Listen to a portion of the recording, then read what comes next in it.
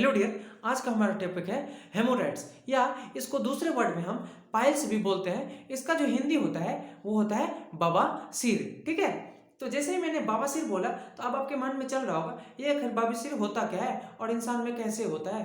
तो होता क्या है, जब कोई इंसान का बम का जो छेद होता है उस पे सूजन आ जाता है या नहीं तो उसको फूल जाता है तो उसको हम क्या बोलते हैं, बवासीर बोलते हैं। और ये जो बवासीर होता है 50% लोगों में कॉमन होता है और 50% लोग इस बीमार से पीड़ित हो ही जाते हैं। ठीक है, तो अब आपके मन में चल रहा होगा कि ये जो बवासीर होता है इसका कारण क्या होता है। तो पहला जो कारण होता है बवासीर का वो होता है स्ट्रेनिंग वाइल पुपिंग। अब आप कहिएगा स्ट्रेनिंग वाइल पुपिंग का मतलब क्या है, पुपिंग का मतलब क्या है। तो होता क्या है कि जब आप हगते हैं तो आपका क्या होता है, एक आपके छेद पर क्या होता है कि बहुत ज़्यादा तनाव सा महसूस होता है और उस तनाव के महसूस होने से आपका वहाँ पे ब्लड का जो होता है कलेक्शन हो जाता है, ब्लड जमा होने लगता है वहाँ पे और उसके कारण क्या हो जाता है, बवासीर हो जाता है। पहला कारण ये हो गया।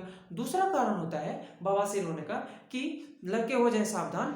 लड़के क्या करते हैं, बहुत देर तक मोबाइल बाथरूम में यूज करते हैं। तो जब उनका तब होता क्या है कि उसके छेद पर, उसके जो छेद के टिश्यू होते हैं बम के, उस पर ज़्यादा प्रेशर पड़ने लगता है और वो होता क्या है कि वो पाइल्स का रूप ले लेता है। ठीक है, तो इसलिए आप लोग स्वस्थ रहें और सुरक्षित रहें और ज़्यादा प्रेशर अपने बम के छेद को ना दें। ठीक है, अब तीसरा जो वो कारण है वो है कि यदि आप में weekend support tissue, weekend support tissue हो गया है।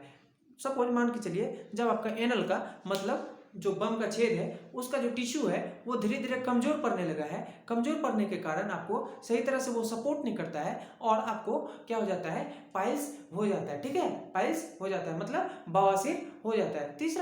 तीसरा कारण है कि जब आप प्रेग्नेंट होते हैं, कोई भी लड़का सॉरी लड़का नहीं, कोई भी लड़की जब प्रेग्नेंट होती है तो उनका जो पेट होता है वो बढ़ जाता है और उसको प्रेशर सा फील होने लगता है, तनाव सा पूरे उसके बॉडी में होने लगता है और उसके कारण उसके जो एनल होते हैं, एनल के छेद पर भी बहुत ज़्यादा प्रेशर एग्जर्ट होने लगता है। इसके कारण उसमें पाइल्स आ जाता है। ठीक है, अब पांचवा जो कारण होता है वो होता है यदि आपको ओबेसिटी है। आप कहिएगा कि ओबेसिटी क्या होता है, तो ओबेसिटी होता है कि यदि आप में मोटापापन है तो उसका सबसे बड़ा कारण है, रिस्क है कि आपको क्या आ जाता है, पाइल्स हो जाता है, आपको बवासीर आने का लक्षण आ सकता है। अब छठा रीजन है, छठा कारण है कि यदि आप जिम वाले जो हैवी वेट लिफ्ट करते हैं तो उनमें बहुत ज़्यादा रिस्क होता है कि उसका प्रेशर बहुत ज़्यादा लगता है उसमें और प्रेशर के कारण वहाँ का टिश्यू थोड़ा वो हो जाता है,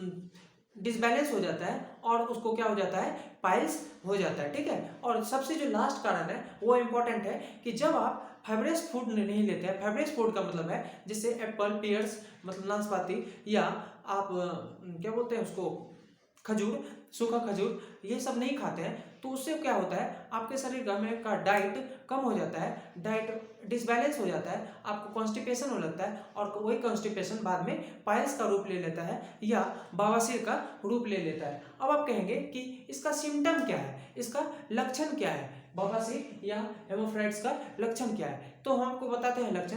पहला जो लक्षण होता है कि जब आप हगने जाते हैं तो आप में हगने के समय आप में उसमें खून आ रहा है, लेट्रिन में यदि खून आ रहा है तो पहला रीजन है, पहला लक्षण है कि आप में क्या आ गया है, पाइल्स हो गया आपको। और दूसरा जो लक्षण होता है कि जब आप हग रहे हैं तो आपका जो वो बम का जो एरिया है उसमें खुजली हो रहा है। ठीक है, खुजली हो रहा है, दूसरा रीजन ये हो गया। तीसरा रीजन होता है कि यदि आपका बम पे क्या हो गया है, बम के छेद पर क्या हो गया है, गांठ सा आ गया है और आपको पीड़ादायक है, वो दर्द कर रहा है, तो वो भी एक रीजन है कि आपको क्या हो गया है, लक्षण हो गया है कि आपको पाइल्स है। ठीक है, अब जो और भी लक्षण है, जैसे कि सपोज मान के चलिए आप लेटरिन के लिए बैठे और आपका बम का जो छेद है वो दर्द करने लगे, तो इससे समझ जाइए आपको हेमोफ्राइड्स है या नहीं तो आपको पाइल्स है या तो आपको बवासीर है। ठीक है, अब जो सबसे लास्ट है वो है रेक्टल ब्लीडिंग। रेक्टल ब्लीडिंग का मतलब होता है आपका जो एनल है, मतलब एनल क्या बोलते हैं वो बम का जो छेद है उस पर क्या होता है कि खून सा आने लगता है, खून सा गिरने लगता है, उससे समझ जाइए आपको क्या है, पाइल्स है। और ये जो पाइल्स होता है ये इंटरनल और एक्सटर्नल होता है।